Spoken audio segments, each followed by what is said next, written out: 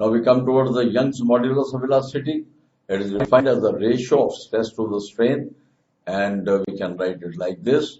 Within the elastic limits, the ratio of the longitudinal stress and the longitudinal strain is called Young's modulus of elasticity. Now, Young's modulus of elasticity is represented by Y. So Y is given as longitudinal stress over longitudinal strain. The longitudinal stress is replaced by F over A, force by area, and longitudinal strain is replaced by small l over capital L, that is change in length over original length, so it will be L over LA. Now, if it is a wire and some load is suspended, then F can be replaced by mg, and area of cross-sectional wire can be replaced by pi r square, where r is the radius of the wire, or we can replace radius with diameter. So if we say it is pi r square, it can be written as pi d square over 4, and we can simplify the relation for Young's modulus of elasticity. Within elastic limit, the force acting upon a unit area of a wire by which the length of wire becomes double is equivalent to the Young's modulus of elasticity of the material of wire. And again, it is a straight line we are finding. If L is the length of the wire, R is the radius, and small l is the increase in length of the wire by suspending a weight mg at its one end, then Young's modulus of elasticity of material of wire is Y is equal to mg over pi r square, as I have explained earlier, divided by L over L, and we can consider R as radius, or radius can be taken as diameter by 2, so R square can also be written as d square over 4. Now, the unit for Y, that is the same as that of stress. It will be Newton per meter square, or it can be dyne per centimeter square. 1 Newton is 10 to the power 5 dynes, and 1 dyne is 10 to the power minus 5 newtons. Dimensions are same as that of stress. So Young's modulus has the dimensions of stress or the pressure. So it is m1 L minus 1t minus 2. And again, the graph is indicated between the change in length and the force. The graph between the applied force on the wire and the extension, that is the change in length or increase in length, is a straight line as shown from the above equation. The increase in length of the wire by a force mg. So we can find the change in length, that is L, by function mgl over pi r square y. We will find that small l is directly proportional to capital L, proportional to initial length of the wire. L is inversely proportional to r square because pi is already constant, so we have written pi r square. L is inversely proportional to area of cross section of the wire or the radius square or the d square over 4. And L is inversely proportional to Young's modulus, that is inversely proportional to the coefficient of elasticity.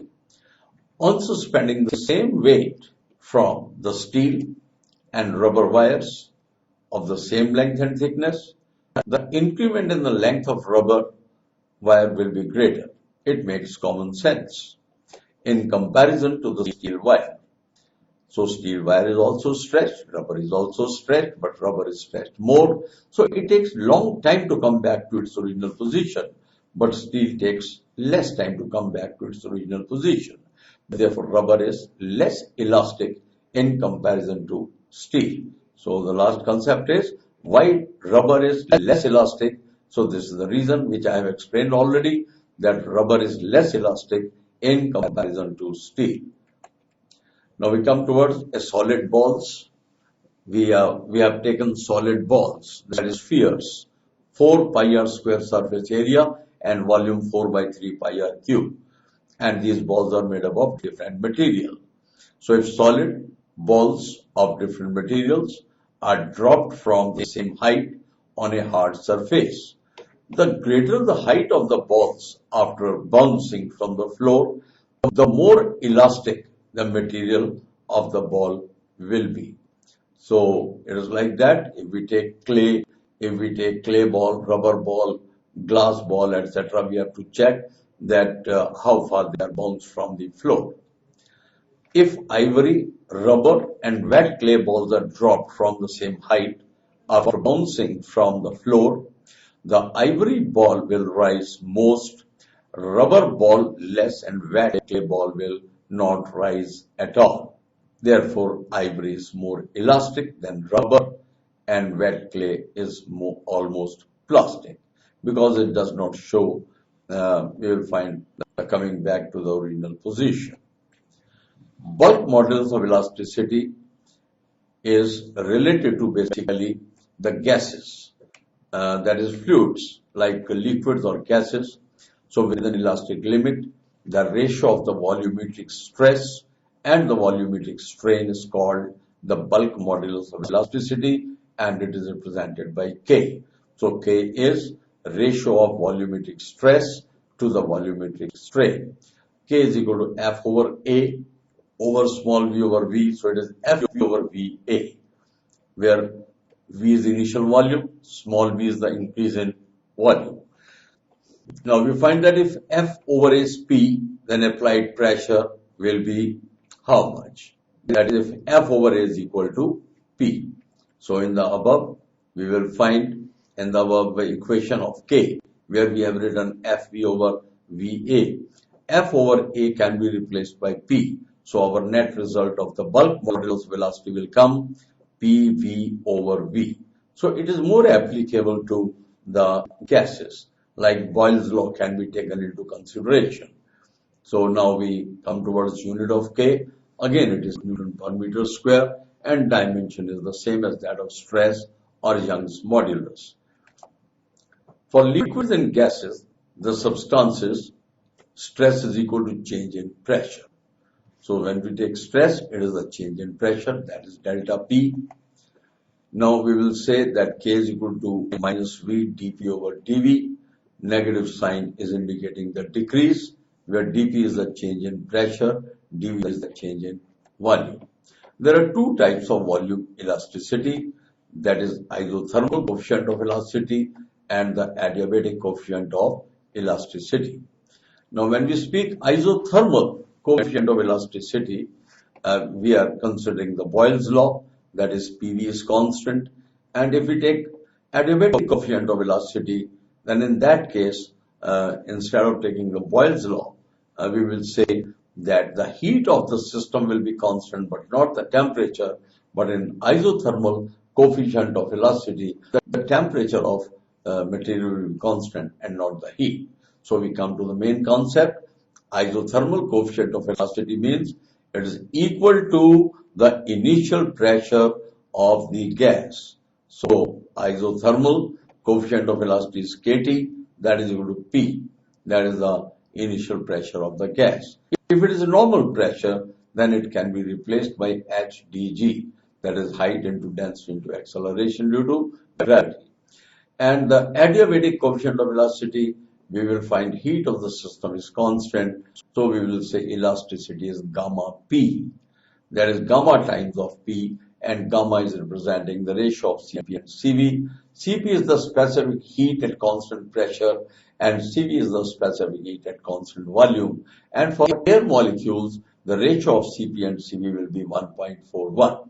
So now we come to the main concept, that is adiabatic coefficient of elasticity. It is equal to the product gamma is equal to Cp by Cv, and initial pressure of the gas, that is Ks, will be gamma P. But in isothermal, it is Kt is equal to simply P, and here we take gamma P. Gamma is the ratio of Cp and Cv, and the value of gamma is different for different substances. So next is compressibility, that is the inverse of the bulk modulus of velocity of a substance is called compressibility. That is, compressibility is equal to 1 over bulk modulus of velocity, that is 1 over K. So compressibility is the reciprocal of the bulk modulus of elasticity. Now we come towards the modulus of rigidity, and in the modulus of rigidity we find within elastic limit the ratio of the shearing stress and the shearing strain is called the modulus of rigidity of material. Modulus of rigidity is shearing stress over shearing strain, and that is given by phi equal to 10 phi equal to small l over capital L. Why we are taking 10 phi is equal to phi? Because the angular variation is very, very small. So that is the modulus of rigidity. That is given as neta, that is force by area into phi, and phi will be small l by capital L, and that is what we have computed. So the net formula of neta will be FL over AL. So it is shown in the figure that there is a slight variation in angle that is shown by phi when the applied force is F. So small l is change in length and capital L means original length. Modulus of rigidity can be defined for a solid only because liquids and gases have no definite shape. So they have no rigidity. They are not rigid. So it's a better property. Neta for liquids and gases is 0, but for solid it is not 0. It is rather greater than 0. Unit will remain the same, that is Newton per meter square, and dimension is also the same as that of stress, pressure, and Young's modulus.